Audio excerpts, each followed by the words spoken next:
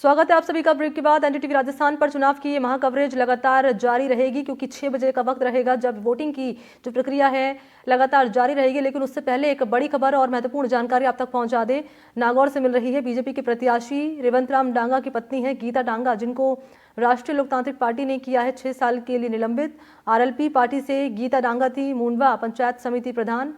राष्ट्रीय लोकतांत्रिक पार्टी के अनुशासन समिति की सिफारिश पर नागौर जिले की मुंडवा पंचायत समिति से निर्वाचित प्रधान गीता डांगा पत्नी रेवंत राम डांगा को पार्टी विरोधी गतिविधियों में संलिप्त होने के चलते तत्काल प्रभाव से पार्टी की प्राथमिक सदस्यता से निलंबित करते हुए 6 साल के लिए पार्टी से निष्कासित कर दिया गया है।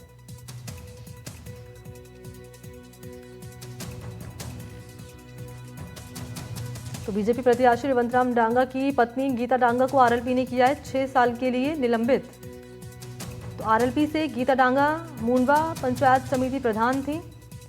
आरएलपी की अनुशासन समिति की सिफारिश पर नागौर जिले की मुंडवा पंचायत समिति से निर्वाचित प्रधान गीता डांगा पत्नी रेवंत राम को यहां पार्टी विरोधी गतिविधियों में संलिप्त होने के चलते तत्काल प्रभाव से पार्टी की प्राथमिक सदस्यता से निलंबित किया गया 6 साल के लिए।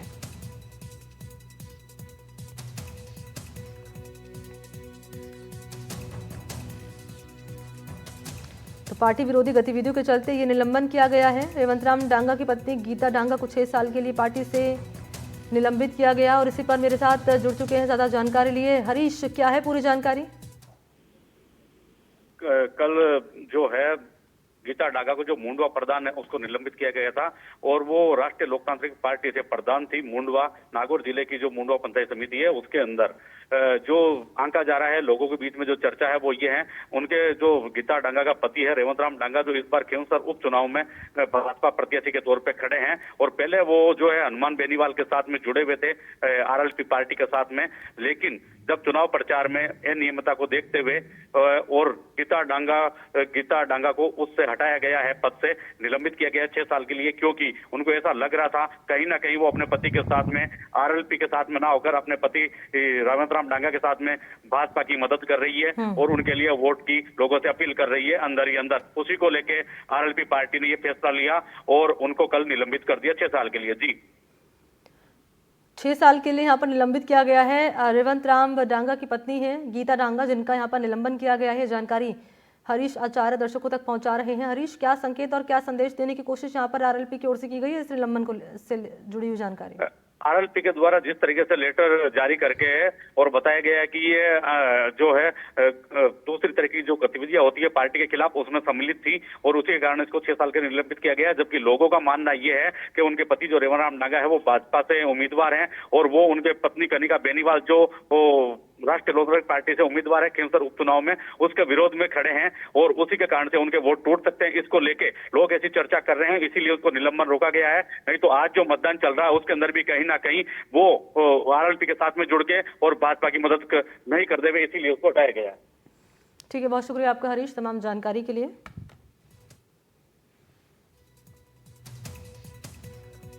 तो बीजेपी प्रत्याशी रेवंत राम डांगा की पत्नी गीता डांगा का निलंबन यहाँ पर किया गया। पार्टी विरोधी गतिविधियों के चलते ये निलंबन उनका किया गया है। गीता डांगा को 6 साल के लिए पार्टी से निष्कासित किया गया।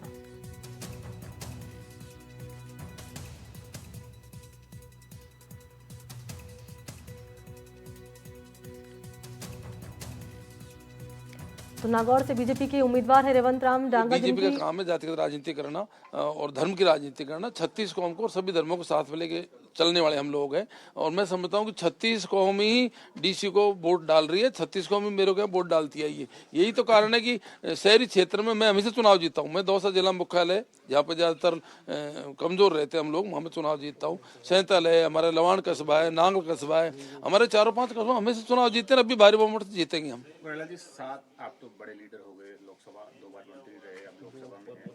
7 सीटों पर उपचुनाव हो रहे हैं, 4 कांग्रेस की रही है लगातार और चारों से लोकसभा के सांसद भी कांग्रेस के बने हैं। अब क्या रणनीति है कि वापस वो सीटें कवर हो? देखो, मैं कंप्लीट चुनाव मेरे यहीं पर आऊँ, मेरे को फीडबैक जरूर है कि भाई हम सब जगह अच्छी स्थिति में है, लेकिन मैं ये कह सकता हूँ कि राजस्थान की 7 सीटों में हाईएस्ट वोटों से दौसा की सीट जीतेगी।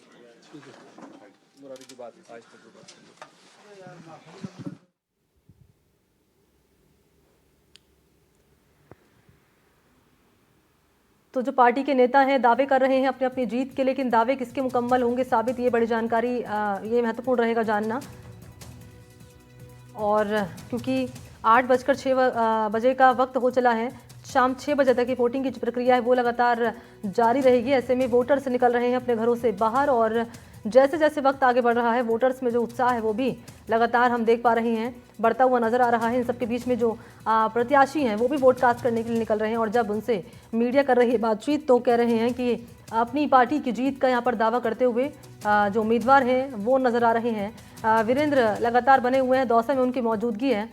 दौसा की अगर बात कर ली जाए वीरेंद्र, तो यहाँ पर बीजेपी वर्सेस कांग्रेस का जो मुकाबला है, और दोनों ही पार्टी के उम्मीदवार ये दावा ठोकते हुए कि इस बार हमारी जीत होने वाली है, लेकिन तस्वीर तो 23 तारीख को साफ होगी, लेकिन उससे पहले दावे दोनों ही उम्मीदवार बढ़ते नजर आ रहे हैं।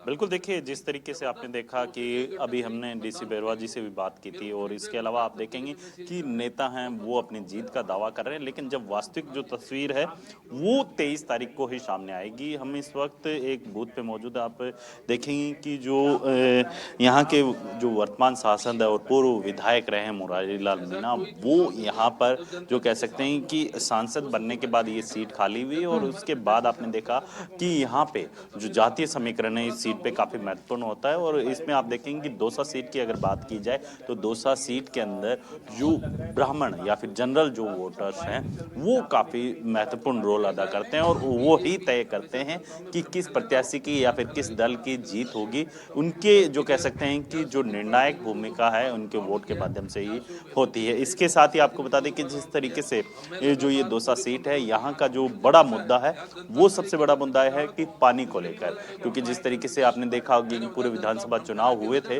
उस दरमियान आपने देखा कि ईआरसीपी का मुद्दा है काफी गरमाया हुआ था, और उसको भुनाने में बीजेपी काफी हद तक कामयाब रही। लेकिन यहाँ पे जो वास्तविक तस्वीर है कुछ और बयां कर रही है। आम लोगों का यही कहना है कि जो पीने का पानी है वो यहाँ पर नहीं होने के चलते आम लोगों को काफी दिक्कत हो रही है। इसके अलावा जो अच्छी शिक्षा है उसको लेके भी लोगों ने कहा कि यहाँ पे जो अच्छी शिक्षा होनी चाहिए उसके लिए उन्हें जयपुर ना जाना पड़ेगा। मेरे साथ यहाँ पे मुरारीलाल जी हैं, उनसे मैं बात करूँगा, क्योंकि सर ये जो सीट है आपके सांसद बनने के बाद ये खाली हुई है, और सबसे बड़ी बात ये कि इस बार के चुनाव में कई रंग है वो देखने को मिले, चाहे बीजेपी हो या कांग्रेस। देखो ये बात सही है कि रंग तो बहुत देखने को मिल रहे हैं। पहली बार पूरी राजस्थान में एक दलित समाज को जनरल सीट पर टिकट मिला, तो ये भी एक अलग ही रंग है। और मैं समझता हूँ जो हमेशा हमारा साथ देते आए हैं उसको हमने सर्वसम्मति से हमारा प्रत्याशी उतरा था, प्रत्येक व्यक्ति से हमने फीडबैक लेकर प्रत्याशी उतारा था, और यही कारण है कि हम हमारे कामों को लेकर के जनता के जो हमारी पार्टी ने काम किए थे, बीजेपी की जो असफलता रही है 9-10 महीने उनको लेकर जनता के बीच में गए थे, और बहुत अच्छा सपोर्ट हमको मिल रहा है। हमारा प्रत्याशी चुनाव जीतेगा। लेकिन सर जिस तरीके से देखा गया है कि यहाँ पे जो बीजेपी के नेता हैं वो लगातार आरोप लगा रहे थे कांग्रेस पे कि कांग्रेस है केवल परिवारवाद को बढ़ावा देती है, जबकि तस्वीर कुछ और है। ऐसा सबके सामने कौन किसको बढ़ावा देता है। मेरे से भी लोग कह रहे थे ऐसा इनके परिवार चुनाव लड़ेगा, मैं लोकसभा लड़ते कह दिया था कि मेरे परिवार से कोई चुनाव नहीं लड़ेगा। अब ये तो जनता के सामने है, सच क्या झूठ क्या सब पता है भाई। एक एक परिवार में से कितने विधायक बन रहे हैं। अब ये बीजेपी तो क्या कि सबसे झूठी पार्टी छत पे छड़ करके चिल्लाती है दूसरे लोग झूठे हैं। लेकिन एक सवाल और, क्योंकि यहाँ के एक जो मैच फिक्सिंग को लेके काफी ज्यादा कह सकते हैं कि जिक्र हुआ है पूरे चुनाव। आपको ऐसा लगता है क्या? पूरा चुनाव हमने हमारे सिर पे लेकर लड़ा है। ये तो ऐसे ही है, जनता में भ्रम फैला के वोट लेना चाहते हैं, नहीं मिलेंगे। एक सवाल हो रहा है, क्योंकि जिस तरीके से देखा गया है इस पूरी विधानसभा सीट के ऊपर कई बड़े नेताओं की, इधर बीजेपी की बात की जाए तो किरोड़ी लाल मीणा है, उनकी शाख दाव पे है, और कांग्रेस में हैं सचिन पायलट जी हैं जो कि उन्होंने डीसी जी की जो है पीठ थपथपाते हुए कहा कि अब तुम जल्दी विधानसभा। ऐसा देखो, सचिन पायलट यहाँ से सांसद रहे, राजेश पाटिल सांसद रहे, नरेंद्र किशोर जी सांसद रहे, और यहाँ से उनका जुड़ाव है, जनाधार है। मैं यहाँ से 3-4 बार विधायक रहा हूँ, मैं सांसद रहा हूँ।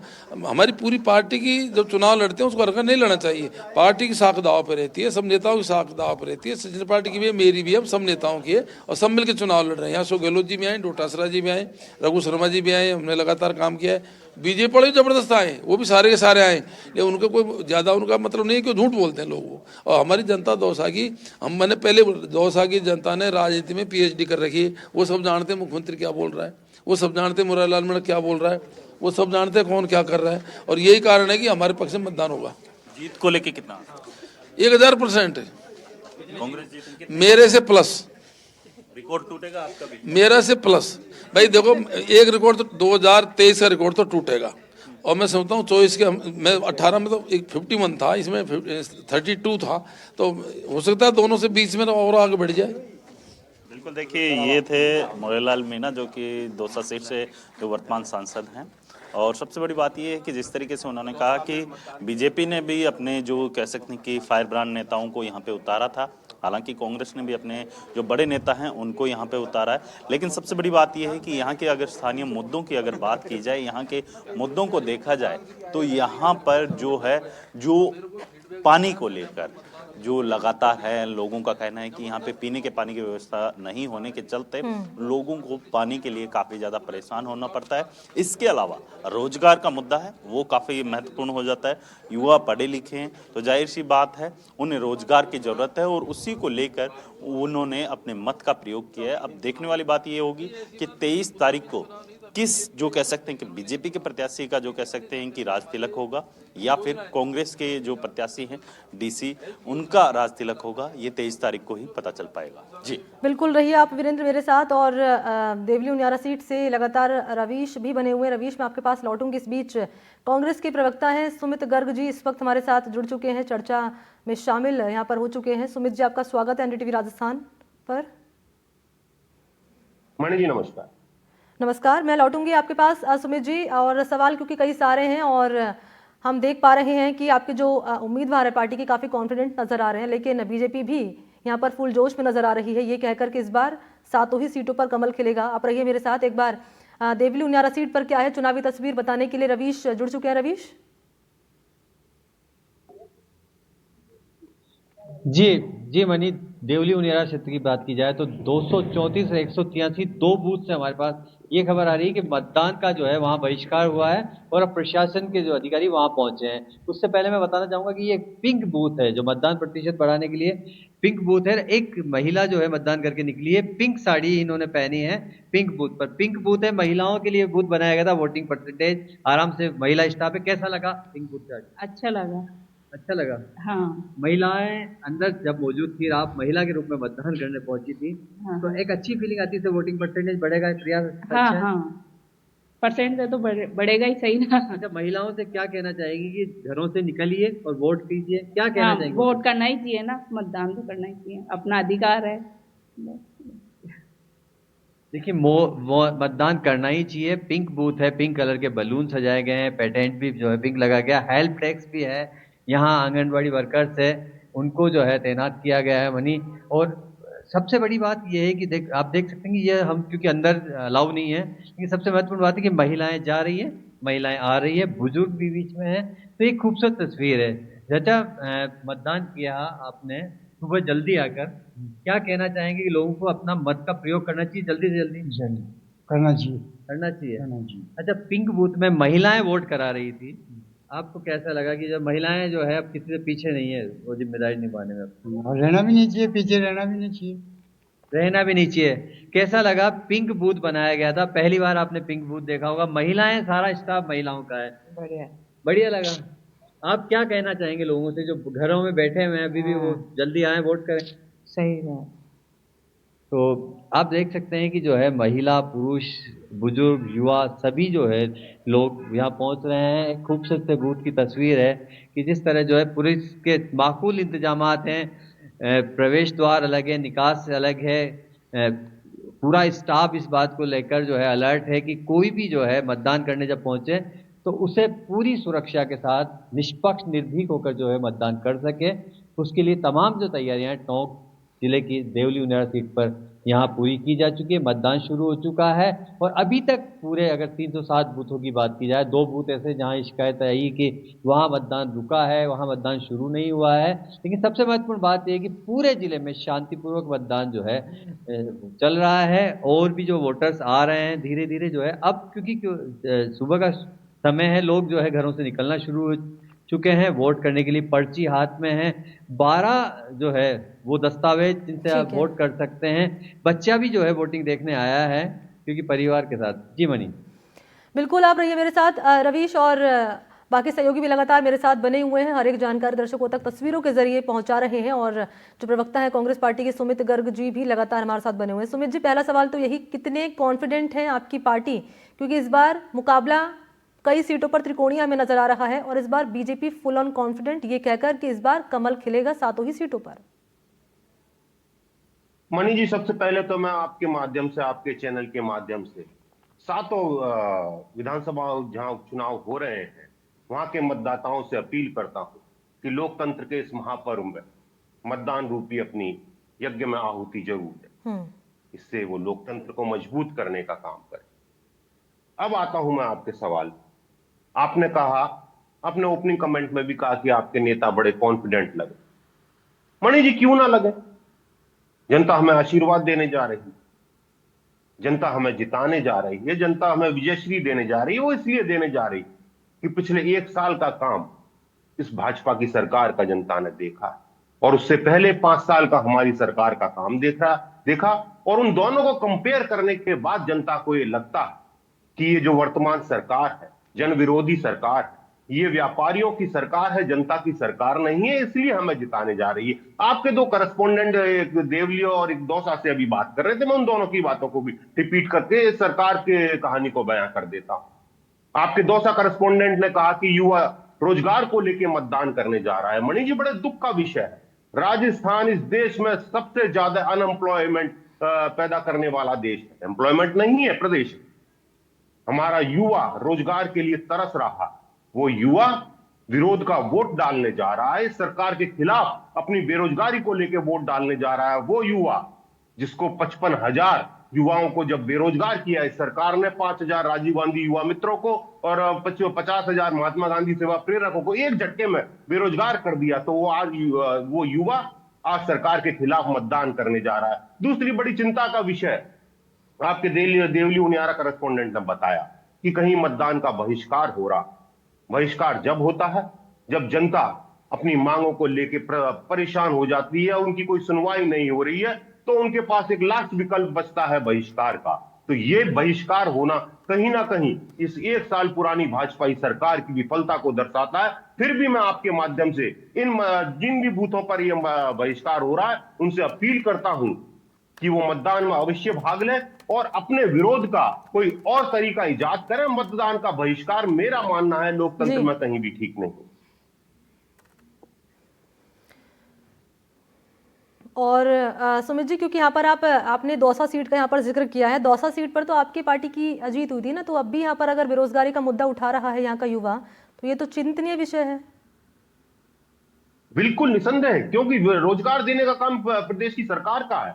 हम विपक्ष में, हमारा काम मुद्दों को उठाने का है। हमारे विधायकों ने इस मुद्दे को लेकर सदन में कई बार प्रस्ताव रखे, कई बार चर्चा करनी चाहिए, लेकिन सरकार मानती नहीं है। मणि जी, मैंने बताया ना कि ये सरकार युवाओं को लेकर इतनी असंवेदनशील है कि एक झटके में प्रदेश की पूर्ववर्ती सरकार ने जो 55,000 रोजगार दे रखे थे उनको एक झटके में सड़क पर ला दिया। 55,000 की अगर मैं बात करूं तो अगर 55,000 ये परिवार है, 55,000 युवा अकेले नहीं है, उनके साथ परिवार है, तो ना करते इस प्रदेश के 2 से 3 लाख लोगों को सड़क पर लाने का काम इस प्रदेश की सरकार ने किया, ये पाप किया है। तो ये चुनाव जो है, जहां तक हमारी सवाल है, मणि जी, मैं बड़ा कॉन्फिडेंट होकर आपसे कह रहा हूं कि चुनाव तो हम विजयश्री को प्राप्त करने जा रहे हैं। अब ये चुनाव इस बात का बचा है कि कांग्रेस पार्टी कितने लीड से, कितने मार्जिन से इन सीटों को जीतने जा रही है। ठीक है, मैं लौटूंगी आपके पास और चर्चा ये लगातार आगे भी जारी रहेगी। और इस बीच हमारे साथ के शर्मा जी हैं, पॉलिटिकल एनालिस्ट, इस वक्त मेरे साथ यहाँ पर जुड़ चुके हैं, और महिपाल जी हैं, बीजेपी के प्रवक्ता, इस वक्त मेरे साथ मौजूद हैं। आप दोनों का ही स्वागत है एनडीटीवी राजस्थान पर। पहले महिपाल जी आपके पास आते हैं, उसके बाद के शर्मा जी से जानेंगे चुनावी समीकरण क्या उन्हें नजर आ रहा है, उन्होंने इस चुनाव को बारीकी से जाना होगा, समझा होगा। क्या कहेंगे इन चुनावों को लेकर? अभी हम सुमित जी को सुन रहे थे तमाम तरह के आरोप लगाते हुए आपकी पार्टी पर कि आपकी सरकार और तब भी युवा बेरोजगार। सुमित जी तो एक्चुअली क्या है, कांग्रेस पार्टी के प्रवक्ता हैं, उनका नैतिक धर्म भी बनता है कि अपनी पार्टी की बड़ाई करें और भारतीय जनता पार्टी की मुखालफत करें। अब वो अलग चश्मे से बात कर रहे हैं, उसमें वो गलत भी नहीं है। ठीक है, एक पार्टी प्रवक्ता के नाते उनकी जो जिम्मेदारी बन रही है वो अपनी बातें कह रहे होंगे, पर मैं बताना चाहता हूं कि इस वक्त जो है वो प्रदेश का हर वर्ग कर रहा है की बात कि आने वाले जो ये आज 7 सीटों पे उपचुनाव हो रहे हैं, यहाँ प्रदेश में भाजपा सीटें जीतेगी 7 की 7।